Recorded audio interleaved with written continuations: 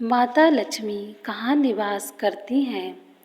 एक बार की बात है, राजा बलि समय बिताने के लिए एकांत स्थान पर गधे के रूप में छिपे हुए थे। देवराज इंद्र उनसे मिलने के लिए उन्हें ढूंढ रहे थे। एक दिन इंद्र ने उन्हें खोज निकाला और उनके छिपने का कारण जानकर उन्हें काल का महत्व बताया, साथ ही उन्हें तत्व ज्ञान का बोध कराया। तभी राजा बलि के शरीर से एक दिव्य रूप आत्मा स्त्री निकली। उसे देखकर इंद्र ने पूछा, दैत्यराज, यह स्त्री कौन है? देवी, मानुषी अथवा असुरी शक्ति में से कौन सी शक्ति है? राजा बलि बोले, देवराज, यह देवी तीनों शक्तियों में से कोई नहीं है। आप स्वयं पूछ लें।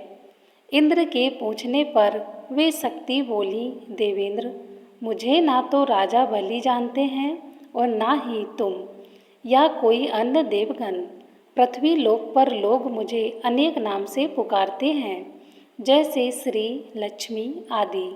इंद्र बोले, देवी, आप इतने समय से राजा बलि के पास हैं, लेकिन ऐसा क्या कारण है कि आप इन्हें छोड़कर मेरी ओर आ रही हैं? लक्ष्मी बोली, देवेंद्र, मुझे मेरे स्थान से कोई भी हटा या डिगा नहीं सकता। मैं सभी के पास काल के अनुसार आती जाती रहती हूँ। जैसा काल का प्रभाव होता है, मैं उतने ही समय तक उसके पास रहती हूँ। मैं समय अनुसार एक को छोड़कर दूसरे के पास निवास करती हूँ। इंद्र बोले, देवी, आप असुरों के यहाँ निवास क्यों नहीं करती? लक्ष्मी बोली, देवेंद्र, मेरा निवास वहीं होता है जहाँ सत्य हो, धर्म के अनुसार कार्य होते हों, व्रत और दान देने के कार्य होते हों, लेकिन असुर भ्रष्ट हो रहे हैं। यह पहले इंद्रियों को वश में कर सकते थे, सत्यवादी थे, ब्राह्मणों की रक्षा करते थे, पर अब इनके यह गुण नष्ट होते जा रहे हैं। यह राक्षस तब उपवास नहीं करते, यज्ञ हवन आदि से इनका कोई संबंध नहीं है। पहले यह रोगी स्त्रियों, वृद्ध और दुर्बलों की रक्षा करते थे, गुरुओं का आदर करते थे, लोगों को क्षमादान देते थे, लेकिन अब अहंकार, मोह, लोभ, क्रोध, आलसी, अभिव्यक्त, काम आदि के उनके शरीर में जगह बना ली है। यह लोग पशु तो पाल लेते हैं, लेकिन उन्हें चारा नहीं खिलाते, उनका पूरा दूध निकाल लेते हैं और पशुओं के बच्चे भूख से चिल्लाते हुए मर जाते हैं।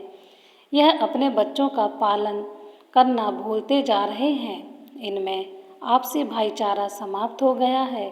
छल, कपट, हत्या, कलह, स्त्रियों की पतिव्रता नष्ट करना ही इनका धर्म हो गया है।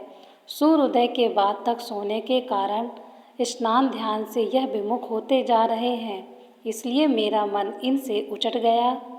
देवताओं का मन अब धर्म में आसक्त हो रहा है, इसलिए अब मैं उन्हें छोड़कर देवताओं के पास निवास करूंगी।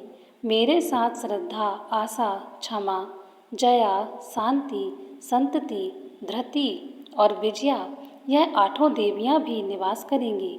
देवेंद्र, अब आपको ज्ञात हो गया होगा कि मैं इन्हें क्यों छोड़ा है। साथ ही आपको उनके अवगुणों का ज्ञान भी हो गया होगा। तब इंद्र ने लक्ष्मी को प्रणाम किया और उन्हें आदर सहित स्वर्ग ले गए।